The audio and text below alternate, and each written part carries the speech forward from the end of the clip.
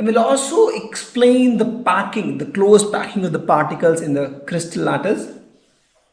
And in the crystal lattice, when you do packing, there's some space left. We'll discuss the space, that is the voids in the packed structure.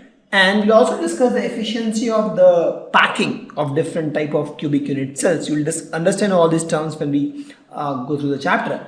We'll also discuss and correlate the density of substance when you discuss the density with respect to the unit cell, because in our chapter we'll be more focusing on the unit cells. These unit cells, right? How they are packed, what is the packing efficiency, what is the efficiency, what is the density, what are the different types of unit cells, right? And what is the binding force in the unit cells. So we will focus more on the unit cells, right? We'll also discuss the imperfections, the impurities in the unit cells, actually in the solids, but actually it is the unit cells, the imperfection there.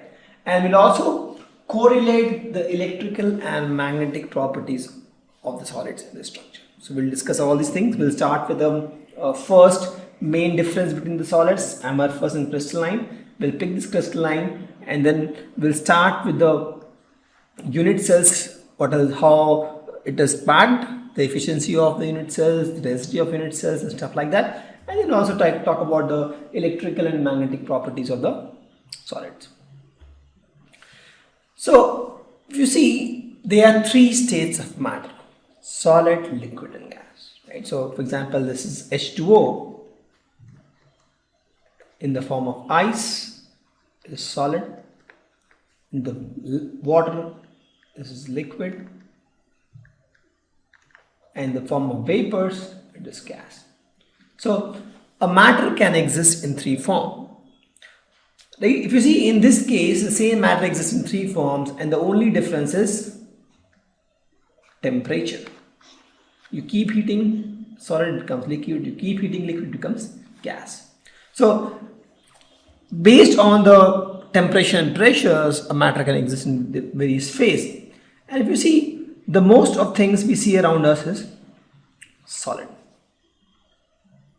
Correct? And they have different application based on their properties. And these properties, actually, if you see, are dependent on the nature of the constituent particles which are made of. For example, this is made of hydrogen and water, and the force binding them. Correct?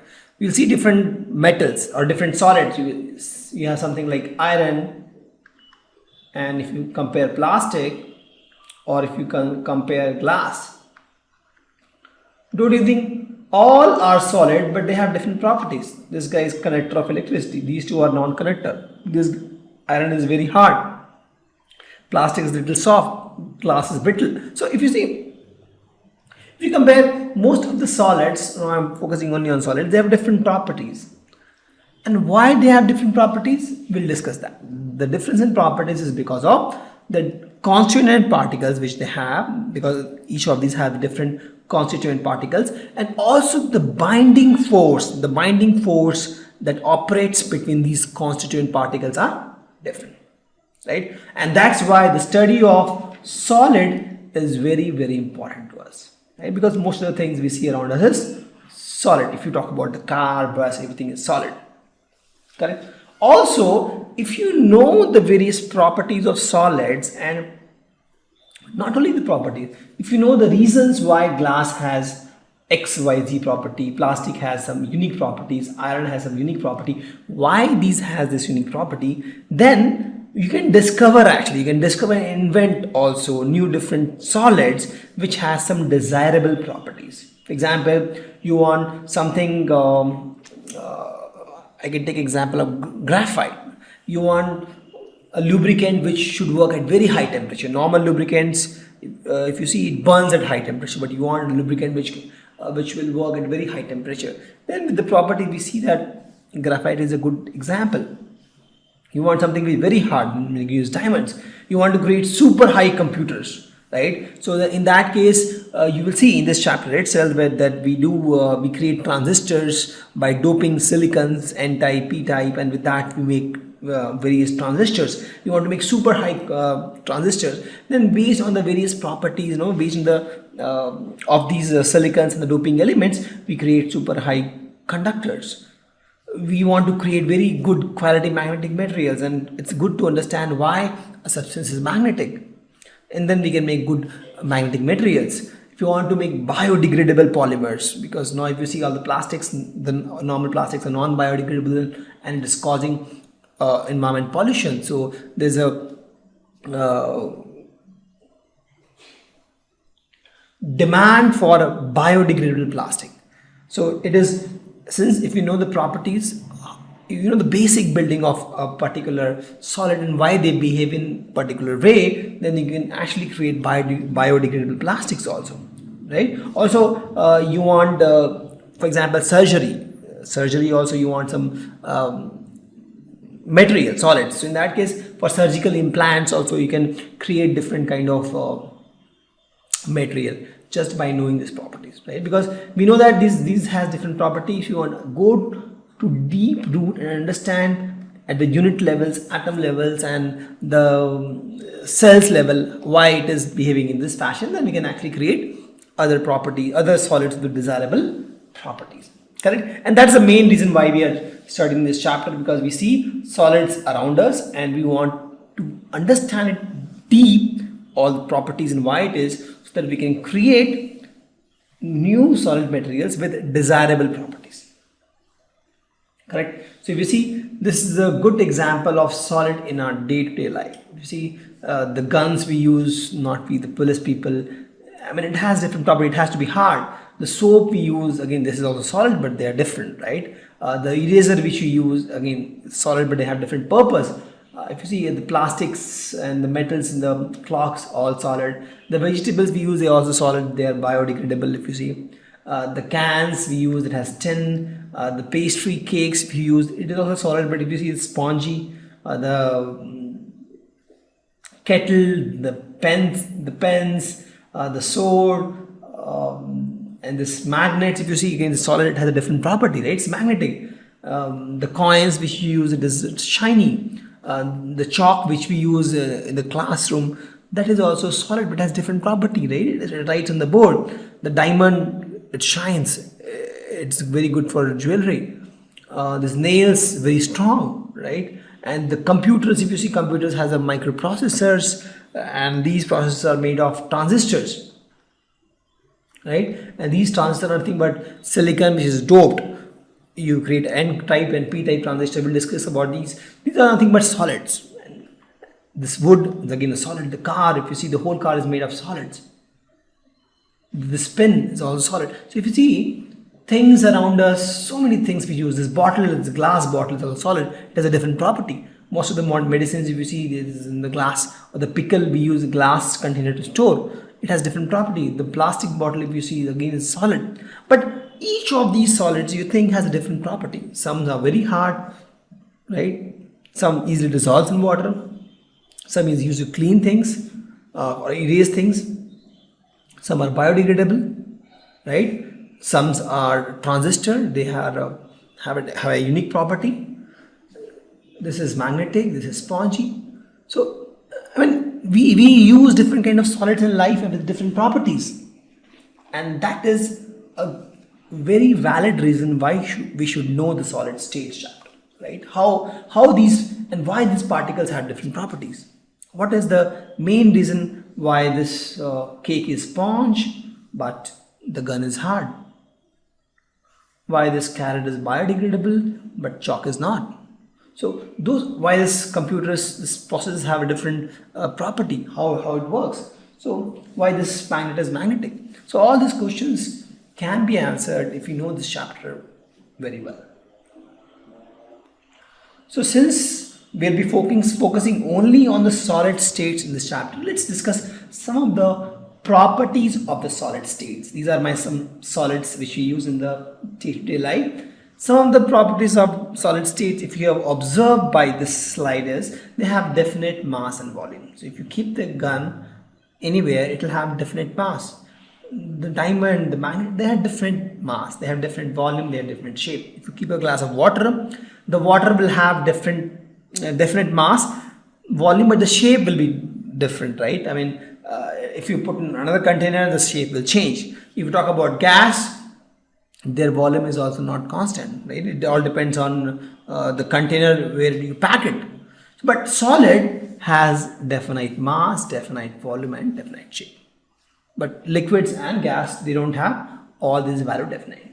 They have the intermolecular distance between them is short. So when I say intermolecular distance, for example, I have, let's say, sodium chloride. So I have sodium and this chlorine ion. This distance is very, very small. Since the distance is small, right, the bond is strong. The bond is strong and it has definite mass, volume and shape. Correct? See, this has definite mass, volume and shape. That is something easy to observe. But why? Even a layman can say, okay, this has a different mass, volume and shape. But as a chemistry students, the next question is, why do they have definite mass, volume and shape? So the answer should be, these constituent particles of the solids, the intermolecular distance between them is short, and thus the intermolecular force is very strong. Both are actually same point. Since the intermolecular distance is strong, the intermolecular force is strong, right? Distance is short, force is strong. Since the force is strong, I mean, it is difficult to break this. If it is difficult to break, it is more strong, it is more sturdy, right? And their constituent particles are in a fixed position. They have fixed position and they can only oscillate about their mean position. We will talk about these when we talk about the actual structure, interior structure of the solids. So if you see, this is, if I have some crystals like this or any solid like this, these are the constituent particles. So they are almost fixed in their position. They are not allowed to move, but they can only vibrate. They can only vibrate about their or oscillate about their mean position. They can oscillate in this direction, they can oscillate in this direction or in this direction. They can just oscillate, but they actually can't move from here to here. They're almost fixed because the distance is short and the intermolecular force between them is pretty strong. So they are all tied up. They are like a big family. Everybody is tied up like a big network. We'll discuss about this in the next 2 slides when we discuss about the actual structure. I'm just assuming they are the constituent particles. And please note, in this whole chapter, when I say constituent particles, I mean atoms, molecules, or ions. For example, in NaCl case, we have Na plus ions and Cl minus ions. Right? In case of chlorine, for example, I have only chlorine atoms. Right? We'll see also case where we have molecules. So the constituent particles can be, I mean, if you see this chlorine again is linked to another chlorine, so there is again a force between these two. So in that case, when you talk about force between these two chlorine molecules, we'll say constituent particle is my molecule. When I talk about the force between these two chlorine, then I'm talking about the constituent particles in the atom. It all depends what kind of level you are looking at, right? So at this point, these are my molecules, sorry, atoms, but this whole thing is my molecule. So these are my properties of solid state. They have definite mass, volume and shape. And why they have? Because the intermolecular distance is short and the intermolecular force are strong. And the constituent particles, that is the atom molecules or ions, they have fixed position and they can just oscillate about their mean position. Right? And they are incompressible and rigid. If you press this magnet hard with your hands, you'll see that you'll not be able to press. Again, why? Same thing, because they are all sturdy, they are very strong, so they are incompressible and rigid. But if you take water or if you take gas, they are compressible. They are not that rigid. Right? So let's now go further and classify the solids. So the basis of their arrangement, on the basis of the arrangement of what? Of the constituent particles. As I told, constituent particles are nothing but my atoms, ions and molecules. On the basis of the arrangement of these constituent particles, so we classify solids as crystalline. If you see, this is my crystalline, which has pretty neat arrangement. We'll discuss about the crystallines and amorphous in detail. They are crystallines, and we have something called amorphous. So if you see crystallines, the arrangement is pretty ordered. If you see, it's long range ordered. If you see, the arrangement is not ordered. It's all haphazard. So if you see, everything is ordered, properly ordered. Here, it is not ordered. So it is ordered arrangement, and it is not ordered. In fact, amorphous, the word itself means not ordered. So we'll discuss about crystalline and amorphous in details now. So crystalline is